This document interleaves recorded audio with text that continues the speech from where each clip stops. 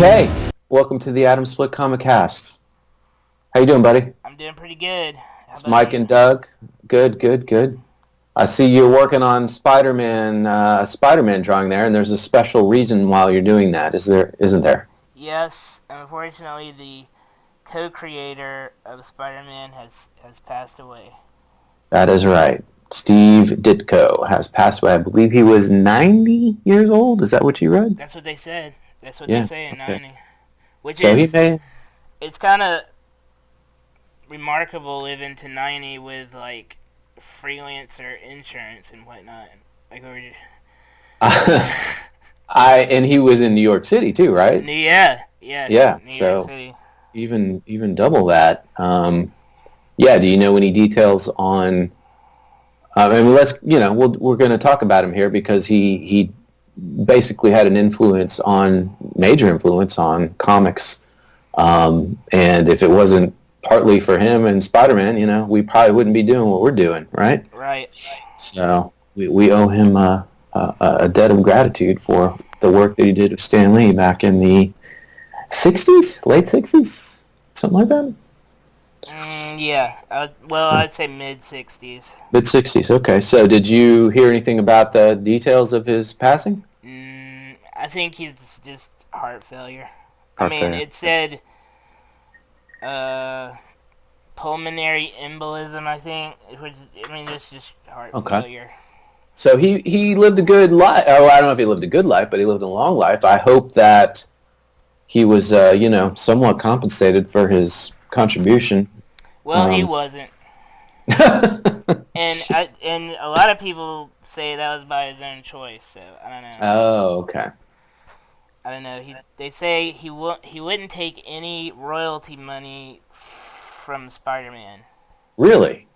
Yeah. Okay, that's weird. Yeah, that is weird. I was thinking about it as we knew we were going to talk about this. I was like, I hope at least somebody gave him some money to help him live in his golden years. Even if he wasn't officially, contractually obligated, to get anything. I hope somebody made a donation, but it sounds like maybe he didn't want to. Huh. Yeah. So, hello? Oh. Yep. Still here. So, he was influenced by objectivism, which is like a philosophy that was made up by the writer of Atlas Shrugged. Okay. Ayn Rand. Right. And basically, it's like the thing is reality. All right. I was reading up on it, but and I'm trying to remember what it said, but it's basically something like reality is the same for everyone, and then people just see it differently. And since he was like a follower of that, his reality was he got paid for a job, and the job was over when Interesting. when it was over. So, I think that's how he was looking at things. So, Wow. so when he was done with Spider-Man, he was done, and he was done with anything that had to do with it, royalties included. Interesting. Which is kind of weird because Ayn Rand is like a big-time capitalist. Well, that's what I was about to say. Where does capitalism come into it, and intellectual property, and benefiting from things that you create? Wow. Okay. Well, he didn't see it that way, and I guess that's that's interesting. Like, not everybody sees Ayn Rand the same way. Wow. So tell me when you first were exposed or realized his art in comics. Do you remember when you became, you first saw his work or became aware of who he was or anything like that?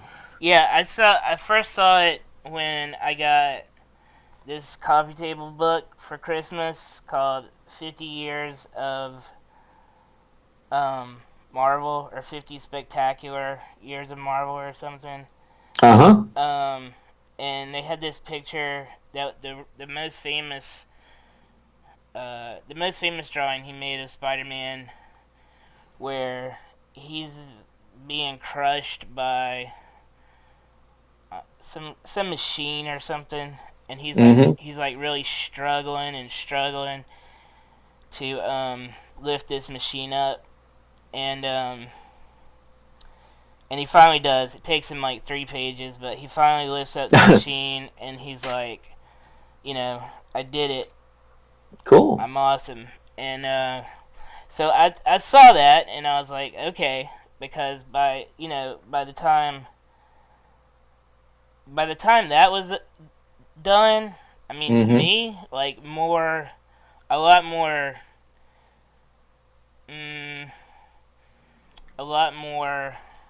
dynamic things have been drawn since then.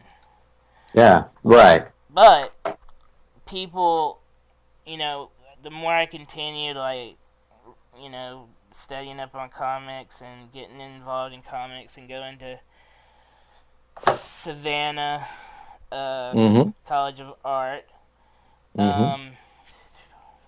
that scene was like kept coming up over and over in discussions and things, as like, this is how you show, or this is like a really good character study of struggling and trying Wow. to yeah. Okay. So it's been like talked about a lot. I mean, I've seen it talked about a lot. Okay. So, I had no idea. Wow. Yeah. Well, I'm going to beat you on that, because when I was a preteen, I purchased the Origins of Marvel Comics by Stan Lee. I think the original trade paperback, like in Walden Books in the mall, when I was, way back. And so that had the origin story of Spider-Man in it, as well as Doctor Strange. And that's when I don't think I realized who he was that early in my life, but that's when I first saw his work. Yeah, I didn't know he co-created Doctor Strange. I knew he was co-creator of Spider-Man, but I just found out about Doctor Strange. I still have this book, which was published in like 1974, 1976, and I got it out. So I want to read a little bit from, like, do you have this book? No. Origins of Marvel Comics? Okay, so I didn't realize it when I was that young, but every character has like a 5-page Stan Lee introduction about the history and the artist, and it's completely awesome, and I never realized it until I got it back out this afternoon. So he said, as you probably know, Kirby was originally signed on to draw the first Spider-Man, right? And he was too robust or something, and so he got Ditko to do it. So right, because Spider-Man was a teenager, and he didn't do any, like, and it was like a science nerd, and he didn't do any like weightlifting and stuff. Right. So he says Steve's style, especially in those Halcyon days of yore, were almost diametrically different from Jack's. Where Jack would exaggerate, Steve would strive zealously for total realism. Where Jack made his featured characters as heroically handsome as possible, Steve's forte seemed to be depicting the average man on the street. I decided to play hunch. I asked Steve to draw Spider-Man, and he did, and the rest is history. So that's pretty awesome. Yeah. Completely different artist, but yet it was perfect for the moment. Yeah, and I mean that says I guess that says something about Stan Lee, because he used Jack Kirby for everything. It seems like, but right.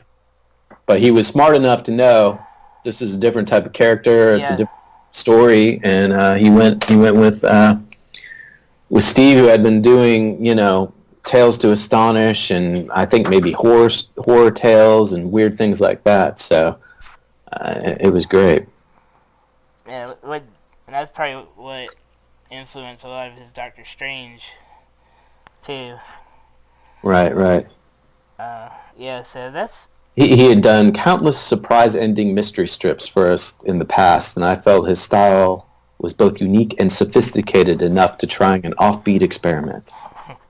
So, so then fast forward to I think the 80s? Yeah, and as people who know me know, I'm a huge Micronauts fan, and so Steve, he got out of Marvel Comics, but then they hired him to do a Micronauts annual.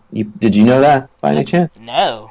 Okay, so like, as you probably recall the Marvel Comics annuals, which were like double-sized issues they put out every year of the main series, right? Mm-hmm. And Steve Ditko did Micronauts annual. I think it was number 1, maybe number 2, but number 1. And so after Michael Golden had been doing Micronauts all those times, which was completely different, Steve Ditko did it. And I remember buying it at like the Clearwater Mall, and I took it home. I was like, this is completely different. So did you like it? You know, I have to say it took me a minute to get over it was a completely different, Golden is way more ornate and detailed back then for sure. And it took me, it was a little bit of adjustment, but in the end, yeah, I did like it. So okay, I think that was his like 80s comeback, maybe. So yeah, it might have been because he, I guess, walked away from Spider-Man and Marvel and went to Charlton Comics. Ah, right. That's right. And he was allowed to do mainly whatever he wanted, and he probably had a lot of, like, the way, I guess, like, if he was being influenced by objectivism, and he saw the world as like black and white and there's no shades of gray, right. He's probably having a lot of creative differences with Stan Lee, who was basing a lot of his work on shades of gray. Right. Yeah. So go ahead. Oh, he went on there to make up a few characters that I like. One is called, right. Yeah, I was going to ask you. Called The Question. Yeah. Okay. And he's like a detective, but he doesn't have a face. And yeah, I think I might have one of those. Yeah. Right. Yeah. I just think it's a cool character design because he's like a classic 40s detective, but with no face. And then he did Mr. A. I don't know if that was with Charlton or just on his own, but that was hardcore objectivism. Hardcore objectivism character. Right. And then he went back to DC and did The Creeper. Okay. Which is a pretty weird character. I'm not familiar with that. Okay. He kind of looks like Kraven the Hunter with that lion's mane. Yeah. He kind of looks like him. So, yeah, go ahead. Oh, that's all. So then in the 90s, I guess he came back and did Squirrel Girl? Are you familiar with the Squirrel Girl? Yeah. So do you know any background on that? I'm not super familiar with that. I looked it up on Wikipedia here, but so that was 91. So he was in the 70s at that point. And does Squirrel Girl have any objectivism based in her background, I wonder? I don't know. Probably not if it was like a work for hire from Marvel. But American comic books published by Marvel Comics. Are you saying that he made up Squirrel Girl? I think so. Story plotted and drawn by Steve Ditko and scripted by writer Will Murray. Her ability to communicate with squirrels surprisingly effective. I think I think I've read they're trying to make a Squirrel Girl movie, so we'll probably learn a lot more about this. Yeah, they, I count her as like one of Marvel's joke characters. Right. And they have they had they had they've done a few like joke characters like that. Right. Well, more than a few, but like Howard the Duck. Right, the original joke character. And yeah, and they put Squirrel Girl in this like Avengers. It was the Great Lakes Avengers, where all these joke characters were Avengers, but they didn't really do anything. Right. Okay. So, I don't know. I don't know why he would. I guess he needs some money, or so. I don't know why he would do Squirrel Girl. Did you look at the Wikipedia? Ditko studied under Batman artist Jerry Robinson and cartoonist and illustrators in New York City. I didn't know that. Interesting. Yeah. I saw that in this. The BBC did a documentary about him.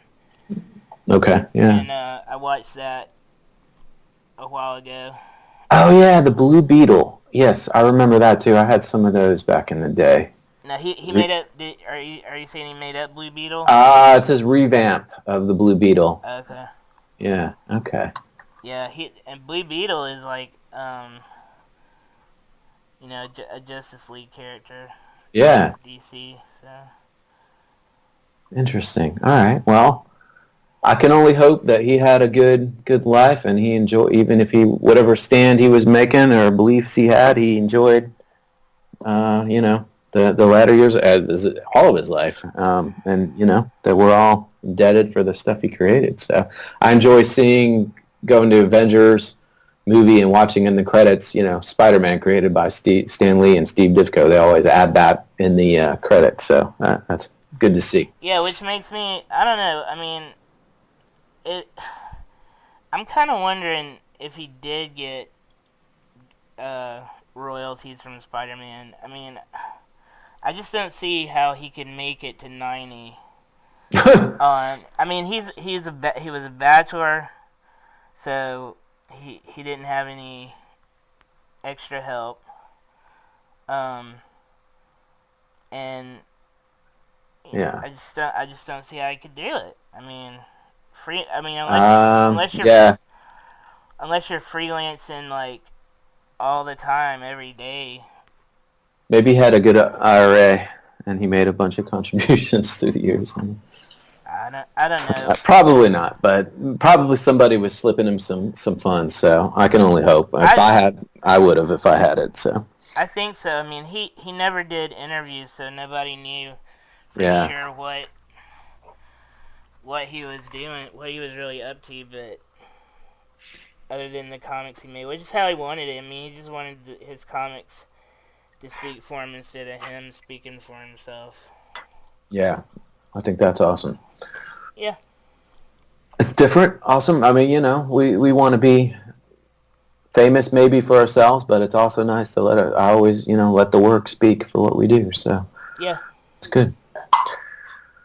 All right, man. Hats off to Steve Ditko, huh?